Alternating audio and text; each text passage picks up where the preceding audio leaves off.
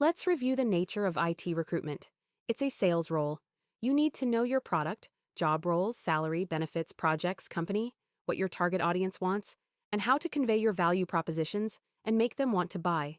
It will help to have credibility, a good reputation, and be enthusiastic about what you're selling. If you're not enthusiastic, no one will be, and you won't be able to convey it. It's also a customer service role. You can consider your candidates as your customers. You have to follow up with them, provide feedback, answer questions, and solve issues. In general, you have to make things as easy as possible for your candidates and help them prepare to be successful. That can include asking them to revise their resumes, help them prepare for interviews, and ensure that the job offers meet their expectations. At the same time, your company or the managers you work with can also be considered customers. You must offer them solutions, primarily by presenting suitable candidates and closing deals and hirings, as well as providing market and competitor information and report your progress. You can also make recommendations on how to increase the chances of meeting requirements and hiring numbers. And you must properly justify your comments and proposals.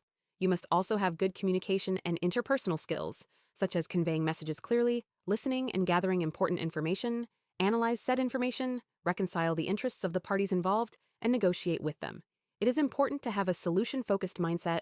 Obviously, you have to be able to identify problems, but focusing solely on that does not get the job done and can lead to stress and frustration. You have to be organized, use your time and resources effectively. Also, you need to properly record and track tasks so you don't fall behind or forget things, such as sending feedback, following up with candidates, or responding to applicants. As a recruiter, you must have an understanding of the software development lifecycle, the roles and key technologies, and how they integrate and interact. You must also know how to use search tools and strategies. Finally, frustration tolerance is especially important. Since recruiting is an inherently frustrating labor, no matter how good you are, most candidates' processes will result in rejections. This is because there are so many factors involved. For starters, there is a limited number of vacancies, a set budget, and you're working with many people with different or opposed interests.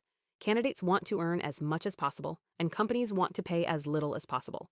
Timelines and objectives may not align, and there's a lot of competition.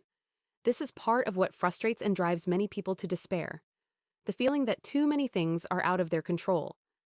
It's difficult to get everything to work and flow during a recruitment process. For example, you may have an offer rejected due to a very small salary difference with another company. Candidates may make decisions that seem irrational to you. Your company may also reject candidates for apparently unjustified reasons, such as the hiring manager having biases or not liking the candidate. Positions may be placed on hold or canceled when you already have good candidates in the pipeline, even when they are about to be selected.